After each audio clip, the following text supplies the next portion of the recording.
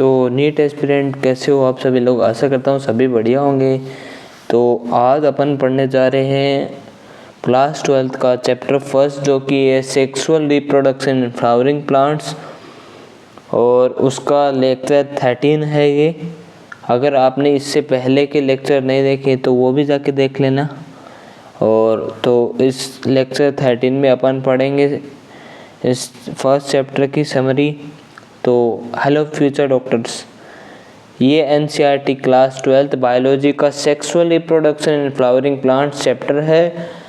NEET biology botany के point of view से ये one of the most high yielding chapter है, जिसमें से हर साल डायरेक्ट कॉन्सेप्चुअल क्वेश्चंस और डायग्राम बेस्ड एमसीक्यूज आते हैं। चलो इस पूरी समरी को नीट एग्ज़ाम के इम्पोर्टेंट पॉइंट के हिसाब से इंग्लिश में डिकोड करते हैं। The basics, flower and it's organs. Flower किसी भी एंजियोस्पर्म फ्लावरिंग प्लांट्स का रिप्रोडक्टिव सीट होता है। इसमें दो पार्ट्स होते हैं, मेल रिप्रोडक्टिव ऑर्गेनिज्म एंड्रोसियम, ये स्टेमन से बना होता है। फीमेल रिप्रोडक्टिव ऑर्गन गायनोसियम, ये पिस्टल एंड कार्पल से बना होता है। और क्विक टिप देना चाहूँगा तो zoom in to see how the anthers, जो कि male and the female pistil are position to facilitate pollination. Second point आता है इसमें male system, microsporogenesis and pollen grains. एक टिपिकल स्टेमन में फिलामेंट और एंथर होता है। एंथर स्ट्रक्चर, एंथर बायलॉब्ड होता है, 2 लोब्स होती है और डायथिकस, हर लोब में 2 थीका होता है। इसका मतलब टोटल 4 माइक्रोस्पोरेंजिया जो कि टेट्रास्पोरेंजिएट प्रेजेंट होते हैं। एंथर की वॉल वाली 4 लेयर्स होती है। नीट PYQ फेवरेट क्या है इसमें? एपिडर्मिस आउटर मोस्ट प्रोटेक्शन के काम आती है। एंडोथीसियम हेल्प्स इन डाइहेंसिस, जो कि एंथर फटने में हेल्प करती है। Middle layer 1 to 3 layers protection. Tapetum inner most layer सबसे इम्पोर्टेंट, ये डेवलपिंग पोलन ग्रेन्स को नरिशमेंट यानी खाना प्रोवाइड करती है।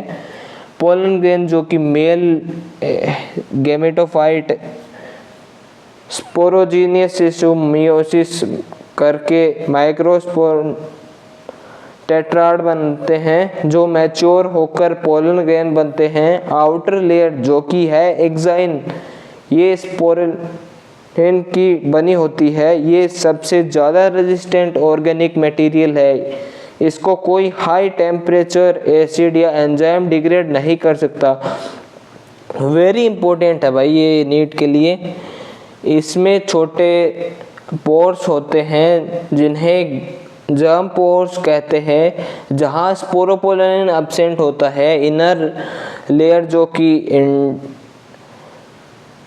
एंटाइन होती है और पेक्टोसेलुलोज की बनी कंटिन्यूस लेयर है ये। और शेडिंग ये होता है 60% एंजियोस्पर्म में पोलन 2 सेल स्टेज, और जो कि vegetative cell plus generative cell पर शेड होता है। बाकी 40% में 3 सेल स्टेज पर जनरेटिव सेल डिवाइड होकर 2 मेल गैमेट्स बना लेता है। और इसमें आता है third point, female system, megasporogenesis and embryo sac. Pistol के 3 पार्ट्स होते हैं। स्टिग्मा जो कि लैंडिंग प्लेटफॉर्म है। स्टाइल जो कि इलोंगेटेड ट्यूब, और लास्ट में ओवरी, बेसल ब्लग्ड पार्ट। ओवरी के अंदर ओव्यूल्स मेगास्पोरोजीनिया होते हैं।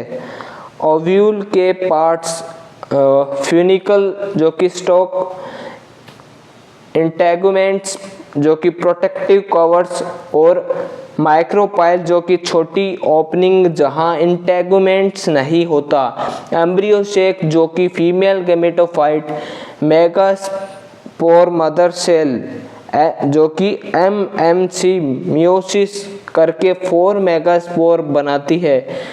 इसमें से 3 डिजेनरेट हो जाते हैं और सिर्फ एक फंक्शनल बचता है जो एम्ब्रियो से बनाता है, जो कि मोनोस्पोरिक डेवलपमेंट। एक मैच्योर एम्ब्रियो से 7 सेल्ड और 8 न्यूक्लिएट होता है। ये डायरेक्ट स्ट्रक्चर नीट में मैच्ड कॉलम में आता है।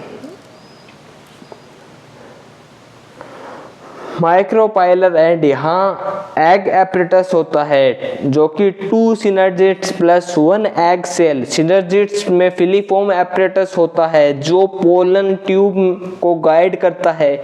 चलाजल एंड यहाँ 3 एंटीबॉडल सेल्स होती है। सेंट्रल एक बड़ी सेंट्रल सेल जिसमें 2 न्यूक्लियाई होते हैं। और आता है इसमें 4th point, pollination and pollen pistol interaction. Pollination जो कि है पोलन ग्रेन का एंथर से स्टिग्मा तक का सफर। इसके एजेंट्स एबायोटिक जो कि हवा और पानी, या बायोटिक जो कि इंसेक्ट्स, बर्ड्स, बैट्स हो सकते हैं।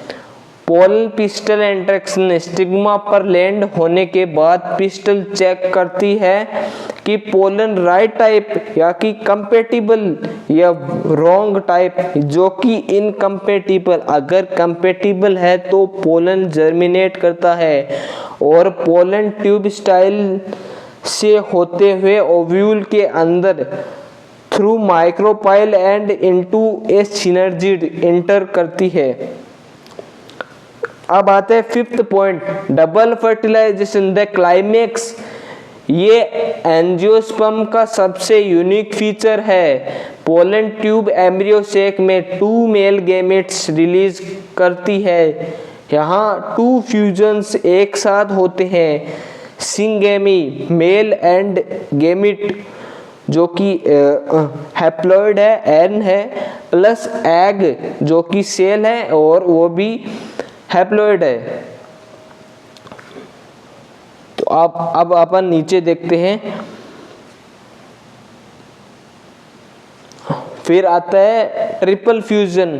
ट्रिपल फ्यूजन में मेल गैमेट जो कि haploid N plus 2 polar nuclei जो कि एन प्लस एन, और प्राइमरी एंडोस्पर्म न्यूक्लियस PEN जो कि 3N होता है।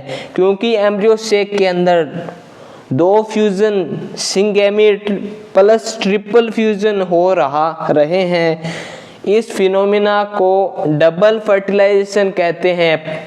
अब आता है 6th पॉइंट जो कि है पोस्ट फर्टिलाइजेशन इवेंट्स। फर्टिलाइजेशन के बाद प्लांट्स में बहुत सारे चेंजेस आते हैं। एंडोस्पर्म डेवलपमेंट PEN डिवाइड होकर एंडोस्पर्म बनाता है। नोट, एंडोस्पर्म का डेवलपमेंट एम्ब्रियो सेक डेवलपमेंट से पहले होता है ताकि डेवलपिंग एम्ब्रियो को प्रॉपर न्यूट्रिशन मिल सके।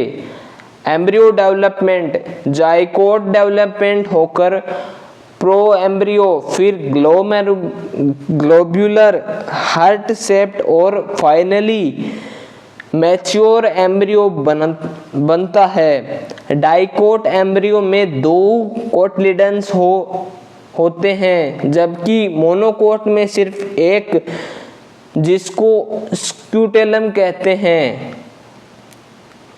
ओवेरी फ्रूट में कन्वर्ट होती है, ओव्यूल सीड में कन्वर्ट होते हैं। अब आता है 7th point, special exceptions, proximics and polyembryony. NEET in special cases से हमेशा क्वेश्चन पूछता है। एपोमिक्सिस ये ग्रासेस और आर्केस्ट्रा फैमिलीज में दिखता है। इसमें सीड का फॉर्मेशन बिना फर्टिलाइजेशन के हो जाता है। ये एक सेक्सुअल रिप्रोडक्शन का एक फॉर्म है जो सेक्सुअल रिप्रोडक्शन की नकल जो कि मिमिक्री करता है। एग्रीकल्चर में हाइब्रिड सीड को मेंटेन करने के लिए एपोमिक्सिस बहुत यूजफुल है। अब आता है पॉली एम्ब्रियोनी, जब एक ही सीड के अंदर एक से ज्यादा एम्ब्रियो बन जाए, जो कि एग्जाम्पल उसके हैं ऑरेंज, जो कि सिट्रस फ्रूट्स, और मैंगो। ये न्यूसेलस सेल्स के डिवाइड होकर एम्ब्रियो सेक में घुसने की वजह से होता है। तो भाई लोग आज के लिए बस इतना ही, मिलते हैं अगले चैप्टर में। तो अगर आपको वीडियो पसंद आया तो वीडियो को लाइक कर देना, और ऐसे ही नीट के चैप्टर्स बढ़िया तरीके से कवर करने के लिए भाई सब्सक्राइब कर लेना चैनल को।